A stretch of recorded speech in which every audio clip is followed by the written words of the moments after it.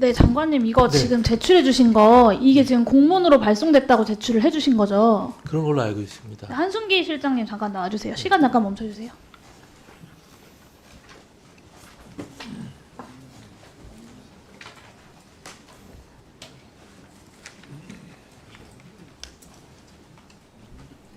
네.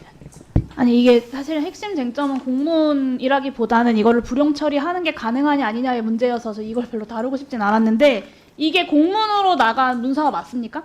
네, 전자문서 관리 시스템 통해서 행안부에서 지자체에다가 송부했습니다. 그 송부한 내역을 저희가 확인할 수 있을까요? 예. 제가 이거 사실 그 좀 납득이 안 가는 게 제가 흔히 보는 공문의 양식이 아니에요. 뭐 직인도 없고 담당자도 없고 연락할 수 있는 곳도 없고 그리고 이것을 카톡으로 이거는 사실 이거를 카톡으로 보냈었을 수도 있겠다 이런 생각이 들긴 하는데 관련된 내용을 좀 주시면 좋겠고요. 예, 그 시스템상 전자서면으로 예. 보낸 내역이 있을 네, 테니까 예, 그걸 그렇습니다. 확인해야 할 것 같습니다. 네, 네, 장관님께 보통교부세 관련돼서 질의 좀 네. 뭐 하나 드리겠습니다. 장관님, 보통교부세는 내국세액에서 담배 개별 소비세 45%를 차감한 액수에 19.24%를 곱하고 여기에 다시 97%를 곱해서 총액이 결정되는 거잖아요.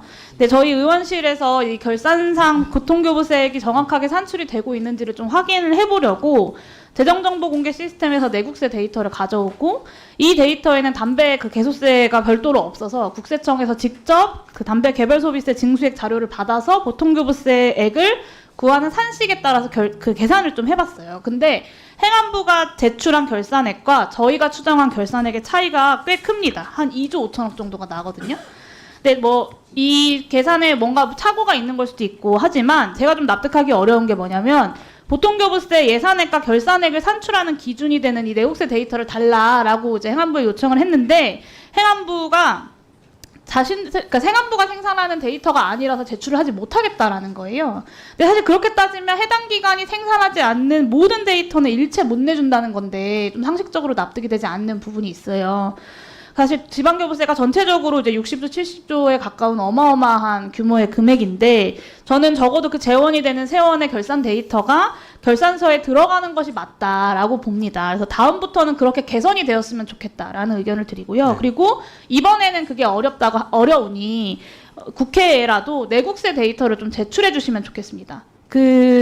기왕에 제출해 주시면서 저희 의원실이 제가 계산한 금액과 행안부가 제출한 결산액의 차이가 이렇게까지 나는 이유도 좀 상호 간에 설명이 되면 좋겠다 싶은데 네, 그렇게 좀 관계자를 해주시겠습니까? 보내가지고요. 내국세 데이터도 설명을 드릴 수 있도록 네, 하겠습니다. 내국세 데이터도 좀 네. 제출해 주시겠습니까? 예, 그것도 뭐 제출 가능하면 제출하도록 하겠습니다. 네, 제출을 반드시 부탁드립니다. 그리고 경찰청장님께 텔레그램 그 딥페이크 성범죄 관련돼서 좀 질문 드리겠습니다. 저는 뭐 여러 가지 이야기도 오늘 나왔지만 경찰이 위장 수사랑 국제 공조를 강화하는 것부터 시작해야 된다. 그것부터 시급하게 추진해야 된다라고 봐요. 아동 청소년 딥페이크 성범죄물이 청소년 성보호법상 아동 성착취물 맞죠? 예, 네, 위장 수사를 경찰이 적극적으로 활용할 수 있는 사안이지 않습니까? 그렇습니다. 네. 근데 경찰청 통계를 보면 2023년 기준으로 아동 청소년 디지털 성폭력 피해자가 709명이에요. 근데 디페이크 피해자가 181명입니다. 근데 이 아동 성착취물에 대한 전체 위장 수사 건수가 132건에 불과해요.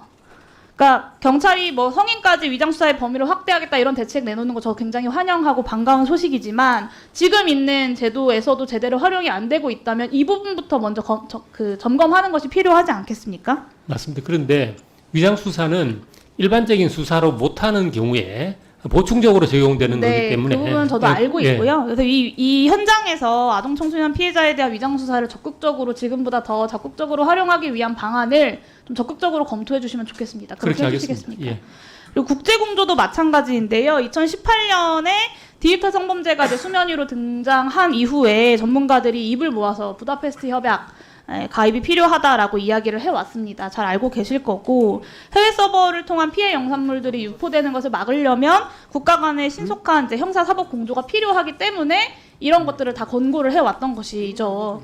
그런데 2018년 이후에 4년이 지나서 대한민국은 2022년 10월에서야 가입 의향서를 제출을 했어요.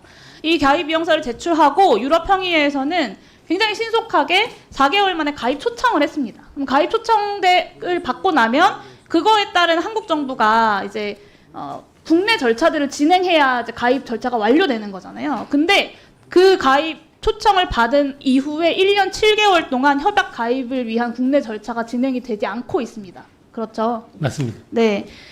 만약에 한국 정부가 신속하게 협약 가입을 완수를 했다면 성범죄 피해가 이렇게까지 커졌을까? 조금이라도 더 줄일 수 있지 않았을까라는 생각이 듭니다. 동의하십니까?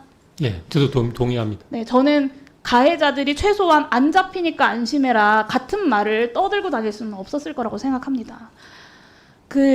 정부와 경찰의 이 부다페스트 협약 가입 관련된 이런 안일한 태도들이 디페이크 성범죄 피해를 키운 원인이다라고 지적할 수밖에 없고요.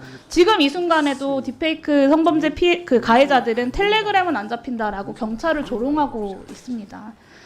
이제라도 신속하게 그 협약 가입 절차를 마무리해야 된다라고 보고 올해 내로 협약 가입에 필요한 모든 절차를 완수하도록 경찰청장으로서 모든 조치를 다하겠다라고 오늘 국민들과 피해자들 앞에 약속해 주시겠습니까? 의원님, 그거 부다페스트 조약 가입은 저희들이 적극적으로 추진하고 있는 사안인데, 다만 그쪽에서 이야기하는 게 이제 입법적인 네. 좀 차이가 있어서 저희들이 이제 입법을 좀 하나 해야 되는 그런 내용이 있습니다. 그 부분에 대해서 조금 네, 속도를 내주시라는 네. 게 말씀을 드리는 거예요. 알겠습니다. 여야가 할 것 없이 같은 목소리를 내고 네. 있고 저는 가능하면 의원 입법이라도 진행을 해서 사실은 이번 정기국회 내에 성과 내서 입법할 수도 있는 것 아닙니까? 네. 네. 저는 거기에 대해서 이견이 없을 거라고 예. 생각하고요. 그렇게 알겠습니다. 신속하게 처리해달라는 요청을 드리는 예, 겁니다. 적극적으로 추진하겠습니다. 장관님도 대통령님께 그렇게 건의해 주시겠습니까? 네? 네. 네. 좀 성실하게 답변해 주시면 좋겠습니다. 아니 성실하게 답변한 거.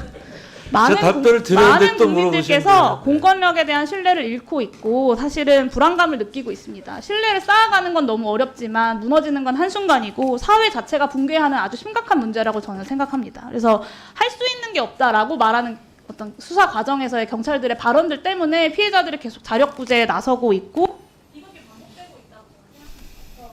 오늘 보면 할 수 있는 게 없는 게 아니라 할 수 있는 걸 안 하고 있는 것이 문제다라고 지적을 드리는 거고 몇 년째 같은 지적이 나오고 있는 부분을 제때의 대책을 세웠으면 이렇게까지 심각해지지는 않지 않았을까라는 아쉬움이 드는 겁니다.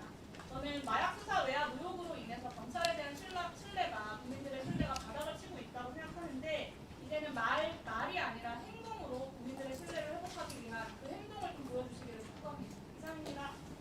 네, 수고하셨습니다. 다음은 존경하는